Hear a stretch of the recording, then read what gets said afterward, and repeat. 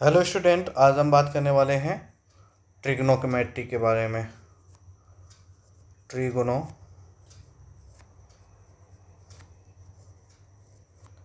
Trigonometry trigonometry class tenth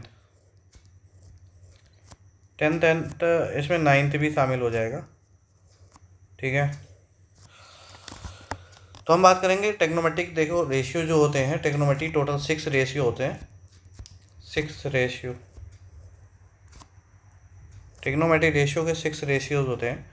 वो कौन कौन से रेशियोज होते हैं? एक होता है आपका साइन थीटा, दूसरे को बोलते हैं हम कॉस थीटा, और तीसरे को बोलते हैं टेन थीटा।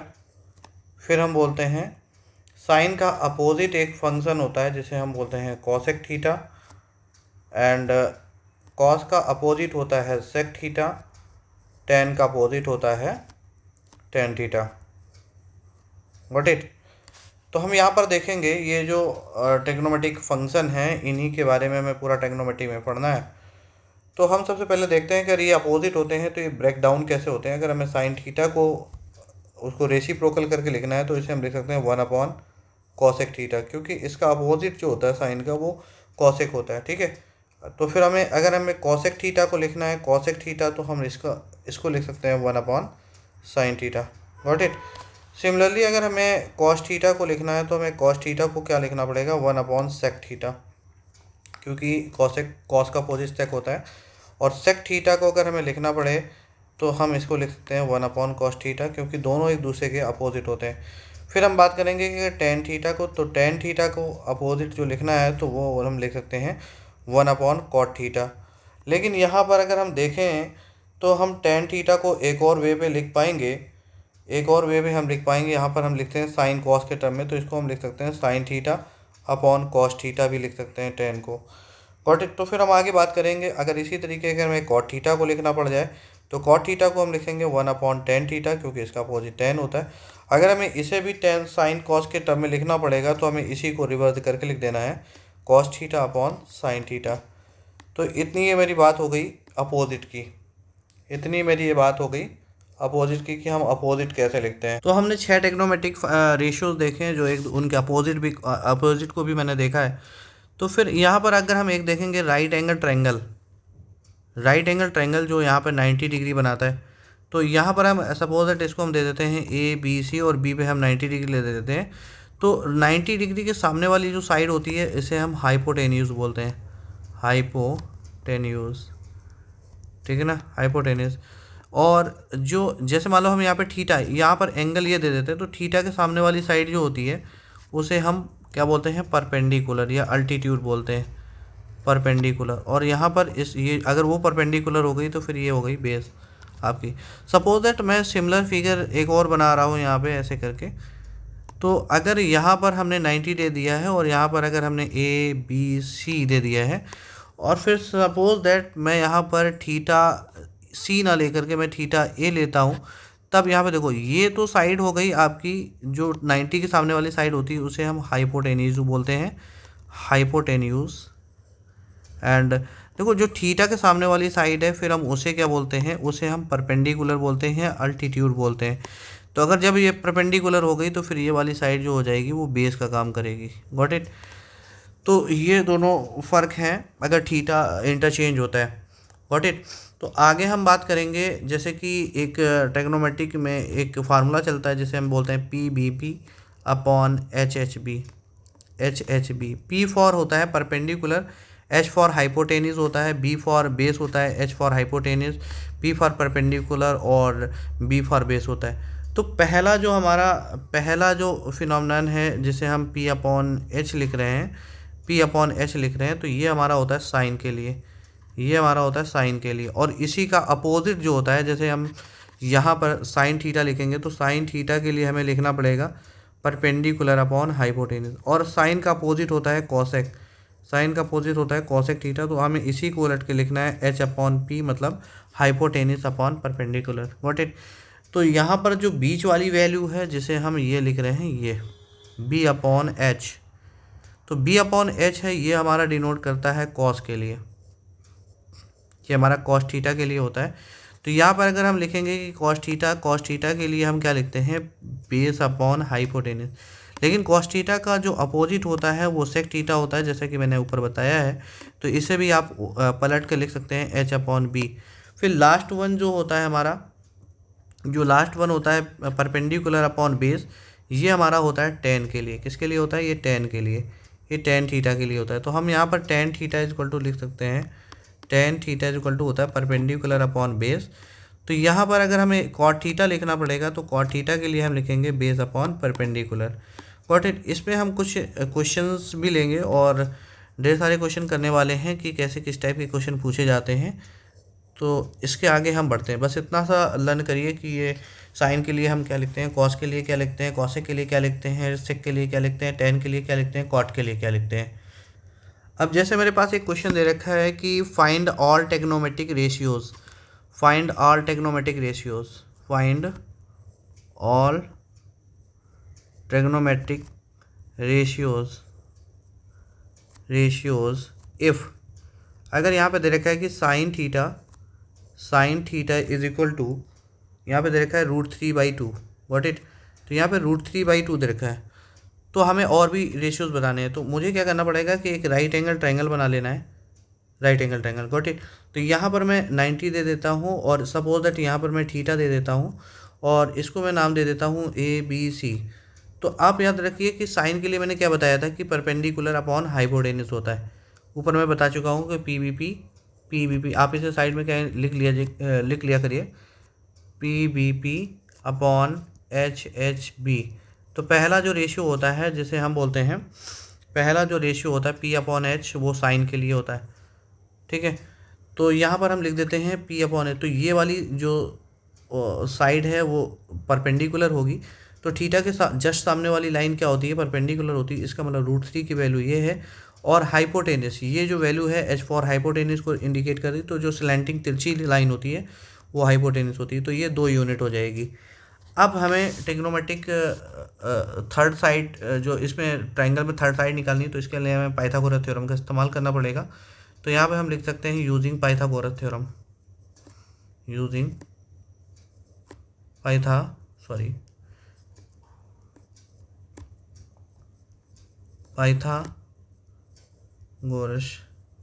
तो पाइथागोरस थ्योरम में क्या होता है कि ये जो हाइपोटेनस होता है उसका होल ऑफ स्क्वायर जो होता है वो परपेंडिकुलर प्लस बेस के होल ऑफ स्क्वायर के बराबर होता है।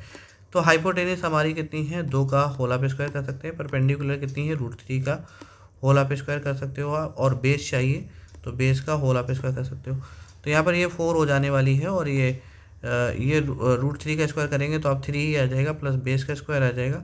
तो यहाँ पर आप जैसे ही निकालेंगे बेस का स्क्वायर इज इक्वल टू 4 - 3, तो ये वैल्यू आने वाली है B² इज इक्वल टू 1 आने वाली है। और स्क्वायर आप हटाएंगे तो यहाँ पर रूट लगा देंगे तो B की वैल्यू जो आ जाएगी वो 1 आने वाली है। तो इसका मतलब ये जो वैल्यू आई है बेस की वो 1 आई है, ठीक है।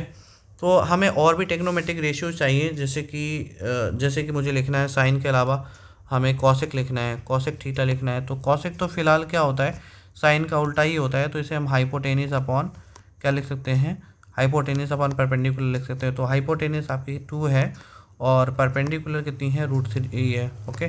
फिर हमें लिखना सपोज दैट कॉस थीटा। तो कॉस थीटा तो मैंने ये बताया कि जो बीच वाला होता है, इसमें मैं इरेज करके बता देता हूँ, PBP अपॉन HHB। तो ये जो बीच वाला होता है ये कॉस को दिखा रहा होता है। तो इसको हम लिख सकते हैं कि बेस अपॉन हाइपोटेनस। तो आप फिगर में देखिए कि बेस क्या है, बेस 1 है और हाइपोटेनस कितना है? 2 है। तो ये वैल्यू आ गई। अब मुझे सेक थीटा की वैल्यू चाहिए, तो मुझे कुछ नहीं करना, बस इसी वैल्यू को रिवर्स लिख देना है, क्योंकि कॉस का अपोजिट जो होता है वो सेक होता है। तो हाइपोटेनस अपॉन बेस भले आप लिख दें, लेकिन इसको आप पलट के लिख सकते हैं 2/1। Got it. इसी तरीके मुझे निकालना है टेन थीटा की वैल्यू। तो टेन थीटा तो इसमें जो लास्ट वन होता है ये P upon perpendicular upon base, तो वो 10 के लिए होता है। तो 10 के लिए हमें क्या लिखना पड़ेगा, यहाँ पे परपेंडिकुलर अपॉन बेस लिख सकते हैं। तो आप फिगर को देख करके परपेंडिकुलर आप देखेंगे कि परपेंडिकुलर कितना है? √3 है और बेस कितना है? 1। तो इसकी वैल्यू √3 आ जाएगी। फिर इसी तरीके हमें कॉट थीटा की वैल्यू निकालनी, क्योंकि टेन थीटा का अपोजिट जो कॉट थीटा होता है। तो इसी तरीके आप इसे बेस अपॉन परपेंडिकुलर लिख सकते हो और यहाँ पर इसे वैल्यू पलट कर लिख सकते हो बेस, या फिर इधर से आप कॉपी कर लीजिए कि 1 अपॉन फिगर थे 1/√3। Got it.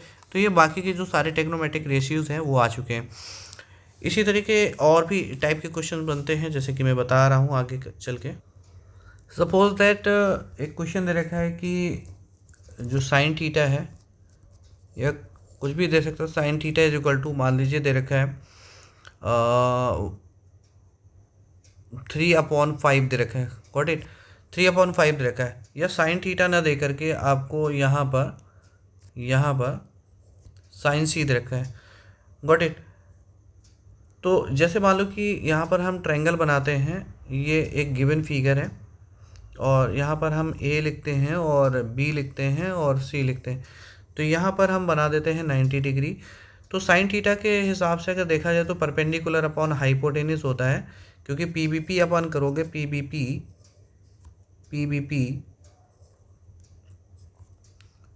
Upon H H B, तो ये जो साइन होता है, ये साइन परपेंडिकुलर अपॉन हाइपोटेनिस होता है, तो यहाँ पर ये वैल्यू इंडिकेट कर रही है कि परपेंडिकुलर। अच्छा, थीटा के सामने वाली साइड परपेंडिकुलर होती है, तो सपोज दैट हम थीटा यहाँ पे लाई करते हैं, और थीटा हमारा है क्या, थीटा की जगह पे हमारा सी है, वैल्यू है, तो सी वाला एंगल यही हमारा लाई करेगा, सी वाला जो एंगल है वो हमारा यही लाई करेगा, तो इसे हम थीटा मान लेते हैं या सी मान लेते हैं, यहाँ पर हम इसको सी एंगल मान लेते हैं, गॉट इट।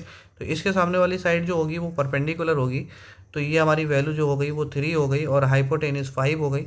तो हम पाइथागोरस थ्योरम से इस वैल्यू को निकालने की कोशिश करेंगे जो बेस है। तो ये हमारी परपेंडिकुलर हो गई और ये हमारी हाइपोटेनिस हो गई, और हमें क्या चाहिए, बेस चाहिए।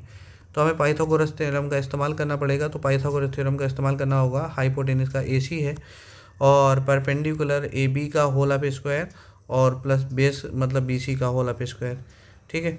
तो हमें यहाँ पर लगाना होगा इसको, AC 5 का होल ऑफ स्क्वायर, यहाँ पर ये 5 का होल ऑफ स्क्वायर हो जाएगा, AB 3 का होल ऑफ स्क्वायर है, 3 का स्क्वायर कर दीजिए, और BC मुझे चाहिए तो BC की जगह BC लिख दीजिए। फिर यहाँ पे 25 हो जाएगा, और ये 3 3 9 हो जाएगा, तो इधर हम ट्रांसपोज करेंगे तो माइनस का 9 आ जाएगा, और ये BC का होल ऑफ स्क्वायर हो जाएगा। अगर हम 25 में 9 को माइनस करते हैं तो ये वैल्यू 16 बचने वाली है, और यहाँ से स्क्वायर हटाएंगे तो ये रूट लगाएंगे, तो BC की जो वैल्यू आ जाएगी वो कितनी आ जाएगी, 4 आ जाएगी, गॉट इट। इसका मतलब ये जो वैल्यू है, ये B की वैल्यू है जो 4 आ चुकी है। फिर हमें कोई भी ऑल टेक्नोमेट्रिक रेशियोज चाहिए, तो अब मैं यहाँ पे निकाल सकता हूँ ऑन द बेसिस ऑफ, जैसे मुझे आप चाहिए यहाँ पे कॉसेक सी, क्योंकि एंगल सी है तो हमें कॉसेक सी ही लेना पड़ेगा, कॉसेक सी लेना पड़ेगा। तो कॉसेक सी के लिए हम इसको वैल्यू क्या लिखेंगे, हाइपोटेनिस अपॉन परपेंडिकुलर, तो यहाँ पर वैल्यू हम लिख देंगे 5/3, गॉट इट। फिर हमें यहाँ पे मान लीजिए कि चाहिए वैल्यू कॉस सी की, तो कि एंगल की जगह से सी है, तो यहाँ पर हमें कॉस के लिए इस्तेमाल करना होता है क्या, बेस अपॉन हाइपोटेनिस। तो बेस हम यहाँ पे लिख देंगे बेस अपॉन हाइपोटेनिस, तो बेस कितना है हमारा 4 है, और हाइपोटेनिस कितना है 5 है। तो हमें यहाँ पे लिखना पड़ेगा फिर सेक सी की वैल्यू, तो सेक कॉस का उल्टा ही होता है, तो इसे हमें हाइपोटेनिस अपॉन बेस लिख देना है, इसी को रिवर्स करके लिख देना है। तो यहाँ पर इस वैल्यू को भी रिवर्स करके लिख सकते हो 5/4, गॉट इट। फिर इसी तरीके हमें टेन थीटा की वैल्यू लिखनी, तो टेन सी लिखोगे, थीटा की जगह पर सी है, तो यहाँ पर टेन के लिए जो वैल्यू इस्तेमाल की जाती है वो P अपॉन बेस होता है, परपेंडिकुलर अपॉन बेस होता है। तो फिगर को देख करके परपेंडिकुलर लिख सकते हो 3 और बेस लिख सकते हो 4। फिर इसी तरीके इसका अपोजिट जो होता है वो कॉट सी होता है, कॉट सी निकालोगे तो बेस, इस वैल्यू को रिवर्स लिख दीजिए, बेस अपॉन परपेंडिकुलर लिख दीजिए, और इस वैल्यू को रिवर्स करके लिखोगे तो 4/3 हो जाएगी। तो ये कॉट थीटा के, तो हमारे 6 टेक्नोमेट्रिक रेशियो सारे निकल आ चुके हैं अगर एंगल हमारा सी था। अगर इन केस इस नेक्स्ट क्वेश्चन पे अगर हम लेते हैं, अगर मान लीजिए कि यहाँ पर एंगल सी ना दे करके एंगल ए दे रखा होता, तब क्या करते हैं, तो हम सिमिलर क्वेश्चन ही लेते हैं, यही सेम क्वेश्चन लेते हैं, बस हम क्या करने वाले हैं आगे कि बस इसका एंगल अब हम सपोज दैट यहाँ पर एक ट्रायंगल लेते हैं, इसको मैं इरेज कर ले रहा हूँ। सपोज दैट एक हम ट्रायंगल लेते हैं, सिमिलर ही ट्रायंगल लेते हैं, ये राइट एंगल ट्रायंगल है, और यहाँ पर हम 90 डिग्री इसको बना देते हैं, ये 90 डिग्री है, और इस बार मैं ले रहा हूँ एंगल ABC, एक ट्रायंगल ABC ले लिया, और मैंने इस बार थीटा को मैंने रिप्लेस किया है A के साथ। तो यहाँ पर हम जैसे सपोज दैट दे रखे हैं कि वैल्यू साइन A की वैल्यू जो है वो दे रखी है 3/5, व्हाट इट। तो अब हमें बाकी के टेक्नोमेट्रिक रेशियोज बताने हैं। तो इस बार मुझे क्या करना है कि देखो थीटा की जगह पर मुझे क्या दे रखा है, A दे रखा है, थीटा की जगह मुझे A दे रखा है, तो ये वैल्यू जो है वो थीटा की वैल्यू है A। तो इस बार मुझे क्या करना पड़ेगा कि जो वैल्यू है थीटा के, देखो थीटा के सामने वाली साइड क्या होती है, परपेंडिकुलर होती है, तो इस बार ये परपेंडिकुलर हो जाएगी, परपेंडिकुलर, ये परपेंडिकुलर हो जाएगी। तो जब ये परपेंडिकुलर और ये तिरछी वाली साइड जो होती है वो हाइपोटेनस होती ही होती है, तो फिर उसमें कोई दो राह है नहीं। तो फिर ये जब ये परपेंडिकुलर ये हो गई तो फिर ये क्या हो गया, ये फिर जाहिर सी बात है कि बेस माना जाएगा इसे। तो अगर हम देखते हैं कि देखो पीबीपी के जरिए से P B P upon H H B, तो यहाँ से ये जो वैल्यू होती है वो साइन को इंडिकेट करती है। तो इसके सामने अगर हम लिख दें कि परपेंडिकुलर अपॉन हाइपोटेनस, तो यहाँ से वैल्यू को हम कॉपी करके लिख सकते हैं कि हमारा परपेंडिकुलर जो है वो 3 है। वो कितना है 3, तो हम यहाँ पे वैल्यू को इसको हम परपेंडिकुलर को हम लिख देते हैं 3, और यहाँ से जो वैल्यू ये 5 दे रखी है वो हाइपोटेनस है, इसका मतलब ये वैल्यू है 5। तो अब हम पाइथागोरस थ्योरम अगर लगाएं और ए बी निकालें तो हमारा देखो पाइथागोरस होता क्या है कि हाइपोटेनस का होल हाफ स्क्वायर होता है इक्वल टू होता है परपेंडिकुलर का whole half square plus base का होल हाफ स्क्वायर होता है। Got it. तो यहाँ पर ये वैल्यू ऐसे रख करके हम इसको निकाल सकते हैं। तो हाइपोटेनस 5 है तो 5 का होल हाफ स्क्वायर करेंगे, परपेंडिकुलर हमारी कितनी है 3 है तो 3 का स्क्वायर करेंगे, और प्लस बेस जो है वो बेस हमें निकालना है, तो हमें ये वैल्यू, क्योंकि इस बार बेस का काम इधर कर रहा है, भले वो देखने में आपको लग रहा है कि परपेंडिकुलर है, क्योंकि एंगल के सामने वाली जो एंगल दिया होता है, जैसे ये एंगल दे रखा है ए, तो ए के सामने वाली यहाँ पर ए एंगल दे रखा है ना, इस बेसिस पे हम काम करते हैं। तो जो थीटा की जगह पे दे रखा है तो उसके सामने वाली साइड परपेंडिकुलर होती है, तो ये वाली जब परपेंडिकुलर हो गई तो ये बेस हो गई। ठीक है, तो उसी हिसाब से हम यहाँ पे काम करेंगे। तो ये 25 हो गया, और ये 3 3 9, तो अगर ट्रांसपोज करेंगे तो माइनस का 9 हो जाएगा, और ये आपका हो जाएगा बेस का होल हाफ स्क्वायर। अगर हम इसे सही ढंग से लिखेंगे कि बेस का whole half square equal to कितना आ जाएगा 16, तो अगर हम यहाँ से रूट हटाएंगे, स्क्वायर हटाएंगे तो रूट लगेगा, तो जो बेस की वैल्यू आने वाली है वो कितनी आ जाएगी 4 आ जाएगी, प्लस माइनस 4 आएगी, क्योंकि डिस्टेंस कभी नेगेटिव नहीं होती है, तो हमें यहाँ पे वैल्यू 4 नेगेटिव नहीं लेनी है। तो यहाँ पर हम ये वैल्यू 4 ले लेते हैं। Got it. फिर बाकी के मुझे टेक्नोमेट्रिक रेशियोज़ बताने हैं, जैसे कि हमें साइन तो दे ही रखा है तो इसका हम कॉसेक तो लिख ही सकते हैं, तो हमें थीटा की जगह पर ए लिखा है। ठीक है, तो कॉसेक ए, तो कॉसेक ए होता क्या है, अब हमें इसी को उलट के लिखना है एच अपॉन पी, क्योंकि इसी का उल्टा लिखोगे तो ये, क्योंकि कॉसेक साइन का उल्टा होता है। तो हाइपोटेनस अगर आप देख पा रहे होगे तो ये 5 है, तो आपको 5 लिख देना है। परपेंडिकुलर कितनी है, परपेंडिकुलर आपकी 3 है, तो यहाँ पे 3 लिख देनी है। जो कि आप देख पा रहे होगे कि यहाँ पर ये जो वैल्यू है ये इसी की रिवर्स लिखी हुई है। अगर हमें मान लीजिए कि किसकी चाहिए वैल्यू, कॉस ए की चाहिए, फिर हमें किसकी चाहिए सेक ए की चाहिए, फिर हमें किसकी चाहिए टेन ए की चाहिए, टेन ए की, फिर हमें किसकी चाहिए कॉट ए की चाहिए। ठीक है, तो ये सारी वैल्यूज़ चाहिए। तो देखिए कॉस ए की वैल्यू, अब कॉस होता क्या है कि कॉस जो होता है वो आपका ये होता है बीच वाली वैल्यू बेस अपॉन हाइपोटेनस, तो इसके सामने हम लिखते हैं base upon hypotenuse. Then figure को ऑब्जर्व करते हैं, जब फिगर को ऑब्जर्व करेंगे तो हमारा देखो बेस कितना है, बेस तो ये वैल्यू है 4, तो हम यहाँ पे हम क्या लिखने वाले हैं बेस की वैल्यू हम यहाँ पे लिखेंगे 4, यहाँ पे लिखेंगे 4, और हाइपोटेनस कितनी है, हाइपोटेनस हमारी 5 है, तो हम यहाँ पर 5 लिखने वाले हैं। तो ये वैल्यू हमारी आ चुकी, क्योंकि कॉस का अपोजिट सेक होता है, तो इसी वैल्यू को हम रिवर्स करके भी लिख सकते हैं हाइपोटेनस अपॉन बेस। तो इसी वैल्यू को आप रिवर्स करके लिख दीजिए 5/4। ठीक है, तो ये वैल्यू 5/4 आ गई। अब 10 देखो क्या होता है, जो लास्ट वाली वैल्यू है ये वाली, ये परपेंडिकुलर अपॉन बेस, तो इसमें हम लिख देते हैं परपेंडिकुलर अपॉन बेस। तो परपेंडिकुलर आप फिगर को ऑब्जर्व करिए कि परपेंडिकुलर कितनी है, परपेंडिकुलर 3 है, और बेस कितनी है, बेस हमारी 4 है, तो ये वैल्यू आ गई 3/4। तो क्योंकि 10 का अपोजिट होता है कॉट, तो इसी की वैल्यू को हम रिवर्स करके लिखेंगे, जैसे हम लिखेंगे बेस अपॉन परपेंडिकुलर, तो इक्वल टू ये आ जाएगी। इसी वैल्यू को आप रिवर्स करके लिख सकते हो, क्योंकि ये इसी की उल्टी होती है, तो 4/3 हो सकती है। देखो एक आपको निकालनी है, एक उसकी जस्ट अपोजिट मिलेगी। तो 6 हमारे टेक्नोमेट्रिक रेशियोज आ चुके हैं, क्योंकि मैंने 5 निकाले और एक हमारा पहले से दे रखा है, तो हमारे टोटल 6 हो गए। Got it. एक टाइप का हमारा क्वेश्चन और बनता है कि जैसे कि कोई वैल्यू दे रखी है, मान लीजिए कि एक ट्रायंगल दे रखा है, यहाँ पर एक ट्रायंगल दे रखा है डायरेक्टली, और यहाँ पर मैं इसको राइट एंगल ट्रायंगल कर दे रहा हूँ, थोड़ा सा बनाने में दिक्कत हो गई। ये हमारा राइट एंगल ट्रायंगल है और यहाँ पर हमारा राइट एंगल ट्रायंगल है। Got it. तो यहाँ पर अगर हम वैल्यू जैसे लिख देते हैं कि यहाँ पर मैं लिख देता हूँ कि 5 10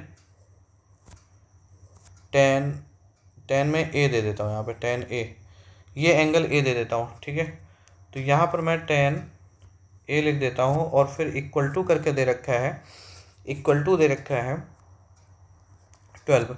ठीक है, फिर मुझे 8 टेक्नोमेट्रिक रेशियोज बताने हैं, 6 टेक्नोमेट्रिक रेशियो होते हैं, तो एक तो दिया ही है आपका, और बाकी के 5 हमें फाइंड आउट करने हैं। Got it.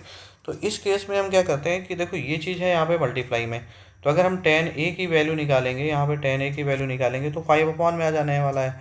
तो यहाँ पर हम कितना लिखेंगे, 12/5 लिखेंगे। देखो अब पी अपॉन एच बी, इस फॉर्मेट से आप देखेंगे तो टेन जो होता है वो किसकी, देखो टेन तो दे रखा है मुझे, तो टेन के हिसाब से अगर हम काम करेंगे तो ये देखिए ये जो वैल्यू है ये टेन के लिए होती है, तो इसके सामने हम लिख देते हैं परपेंडिकुलर अपॉन बेस। तो यहाँ से ये वैल्यू पता चल जाती है कि ये जो वैल्यू है ये परपेंडिकुलर की है और ये बेस की वैल्यू। तो हमें डिसाइड करना पड़ेगा कि इस फिगर में कौन परपेंडिकुलर है और कौन बेस है। तो देखो यहाँ पर जो वैल्यू दे रखी है, यहाँ पर एंगल जो दे रखा है ए, तो इसके सामने वाली साइड जो होती है वो परपेंडिकुलर होती है। तो ये फिक्स हो गया कि ये परपेंडिकुलर है। जो यहाँ पर थीटा दे रखा होता है, यहाँ पर ये थीटा, अब हमें देखें फिगर में ऑब्जर्व करना है कि ए की वैल्यू ये है, थीटा की वैल्यू ये है। तो यहाँ पर मैं थोड़ा सा ब्लू पेन से लिख देता हूँ कि ये एंगल ए है, तो ए के सामने वाली साइड जो हो गई वो परपेंडिकुलर हो गई। अब जो तिरछी साइड होती है वो तो हाइपोटेनस होती है, ये फिक्स है। और जब ये बात फिक्स कर दी कि ये परपेंडिकुलर है तो ये जाहिर सी बात है ये क्या होगी, बेस होगी। ठीक है, ये बेस हो गई आपकी। तो अब मुझे क्या करना है कि अकॉर्डिंग टू द इसके डेटा के हिसाब से, अगर मैं यहाँ पे देख पा रहा हूँ कि परपेंडिकुलर आपकी कितनी है, 12 है, तो यहाँ पर आपको 12 लिख देना होगा। यहाँ पर ये मैंने 12 लिख दिया, और बेस आपका 5 है तो यहाँ पर आपको 5 लिख देना होगा। रही बात हाइपोटेनस निकालने के, तो आप देखो पाइथागोरस थ्योरम क्या कहता है कि हाइपोटेनस का जो तिरछी साइड होती है उसका स्क्वायर जो होता है वो परपेंडिकुलर, जो साइड परपेंडिकुलर है और का स्क्वायर प्लस बेस के स्क्वायर के एडिशन के बराबर होता है। ठीक है, तो यहाँ पर हम वैल्यू पुट कर देते हैं सिंपली। हाइपोटेनस की वैल्यू हमें निकालनी है तो हाइपोटेनस की जगह हम हाइपोटेनस का होल ऑफ स्क्वायर ही लिख देते हैं। परपेंडिकुलर हमारी कितनी है, परपेंडिकुलर 12 है तो 12 का स्क्वायर ही लिख देते हैं। बेस हमारा कितना है, 5 है तो 5 का मैं स्क्वायर लिख देता हूँ। तो 12 का स्क्वायर 144 होता है एंड 5 का स्क्वायर 25 होता है। अगर मैं इसको ऐड करूँगा तो वो ये 169 निकल के आएगा। तो जो हमारी हाइपोटेनस वैल्यू है वो निकल के आ जाएगी यहाँ से। अगर हम यहाँ पे स्क्वायर को रिमूव करेंगे तो यहाँ पे रूट लगाएंगे तो हाइपोटेनस जो वैल्यू आएगी वो प्लस माइनस 13 आएगी। लेकिन हम यहाँ पे 13 वैल्यू इस्तेमाल करेंगे एज पर डिस्टेंस, क्योंकि डिस्टेंस नेवर नेगेटिव, डिस्टेंस कभी नेगेटिव नहीं होती है। तो ये वैल्यू हमारी जो आ चुकी है वो 13 आ चुकी है। अब हमें बाकी के ट्रिग्नोमेट्रिक रेशियोज बतानी है। ठीक है, तो जैसे कि अब यहाँ पर ये क्वेश्चन दे रखा था, तो अब यहाँ पे बाकी के ट्रिग्नोमेट्रिक रेशियोज कौन कौन से हैं। तो अब हम पहले देखो इसी का टेन का अपोजिट, यहाँ पर ये सॉरी ये टेन का अपोजिट जो होता है वो कॉट होता है। तो हम यहीं पे कॉट ए लिख देते हैं। तो कॉट के लिए क्या होता है भाई, इसी चीज़ को रिवर्स कर देना है आपको, कॉट क्योंकि इसका अपोजिट होता है। तो बेस अपॉन परपेंडिकुलर कर देना है, बेस अपॉन परपेंडिकुलर। तो जो वैल्यू लिखी है, जो गिवन है वैल्यू, तो वो भी रिवर्स हो जाएगी। तो 5/12 हो जाएगी। एक तो हमें मुफ्त में मिल गई, ठीक है। और बाकी हम देखते हैं कि उनको कैसे निकालना है। तो यहाँ पर जैसे कि अब हमें निकालना है कि कॉस ए, तो कॉस ए, और कॉस ए के बाद हमें इसका अपोजिट सेक ए निकालना है। फिर हमें निकालना है साइन ए, और साइन ए का अपोजिट निकालना है कॉस ए के। ठीक है, एक निकालो एक मुफ्त, एक निकालो एक मुफ्त, एक निकालो एक मुफ्त। तो हमें ये वैल्यू निकालनी, तो ये निकालना कैसे है, देखो कॉस के लिए क्या होता है कि कॉस ये जो बीच वाला होता है बेस अपॉन हाइपोटेनस होता है। तो मुझे यहाँ पे लिखना होगा बेस अपॉन हाइपोटेनस। अब हम फिगर की तरफ चलते हैं। तो देखो हमारा बेस कितना है, बेस हमारा 5 है, तो हम यहाँ पे 5 लिख देते हैं इसके सामने। और हाइपोटेनस हमारा कितना है, 13 है, तो मैं यहाँ पे 13 लिख देता हूँ। तो फिर जब इसका ये अपोजिट होता ही होता है, इसका ये जो अपोजिट होता है सेक ना, तो इसको हमें क्या कर देना है, इसको लिख देना है हाइपोटेनस अपॉन बेस। तो जो वैल्यू लिखी है उसको भी रिवर्स कर दीजिए आप, 13/5 लिख दीजिए, तो ये वैल्यू इसकी भी आ गई। अब हमें जैसे साइन थीटा के लिए निकालना है, तो साइन थीटा के लिए क्या होता है, जो पहली वैल्यू लिखी है परपेंडिकुलर अपॉन हाइपोटेनस, तो हमें यहाँ पे लिखना होगा परपेंडिकुलर अपॉन हाइपोटेनस। तो परपेंडिकुलर हमारी वैल्यू कितनी है, यहाँ पे देखते हैं कि परपेंडिकुलर हमारी 12 है। तो हम यहाँ पे वैल्यू लिख देते हैं कितनी, हम यहाँ पे लिख देते हैं 12। तो यहाँ पे सिंपली आप 12 लिख दीजिए, और हाइपोटेनस कितनी है 13। तो ठीक है, अब कॉसेक इसका उल्टा होता है, तो हम यहाँ पे क्या लिख सकते हैं, इसका रिवर्स लिख सकते हैं। तो जब ये इसका रिवर्स होता है तो हमें क्या लिखना होगा, हाइपोटेनस अपन परपेंडिकुलर लिखना होगा। तो जब ये उलट गया तो इसकी वैल्यू भी उलट के लिखी जाएगी। तो 13/12 लिख दीजिए। अगर 100 है तो आप फिगर से देख के लिख दीजिए। अगर कोई कैन रिस्पॉन्स देना है तो आप जो मैंने बताया वो उस तरीके से कर सकते हो। ये दोस्तों हमारा रहा ट्रिग्नोमेट्री क्लास 10th और 9th के लिए। ये पहली वीडियो है। क्लास नंबर अगर हम यहाँ पे क्लास नंबर करेंगे तो ये 1 है, ये वैल्यू क्लास नंबर 1 है ट्रिग्नोमेट्री का। और इसी तरीके हम आगे क्लास 2 की बात करेंगे, नेक्स्ट कॉन्सेप्ट के बारे में बात करेंगे। अगर वीडियो आपको सही लगा है तो, या जो चीज़ें बताई गई हैं अगर वो समझ आई हैं, तो चैनल को सब्सक्राइब भी कर लीजिए और बेल आइकन ज़रूर दबा लीजिए, क्योंकि बोर्ड एग्ज़ाम बहुत ही करीब है। मिलते हैं नेक्स्ट वीडियो में इसी तरीके से, और चैनल को सब्सक्राइब ज़रूर कर लीजिए और बेल आइकन ज़रूर दबा दीजिए, अपने दोस्तों तक भेज दीजिए। ठीक है।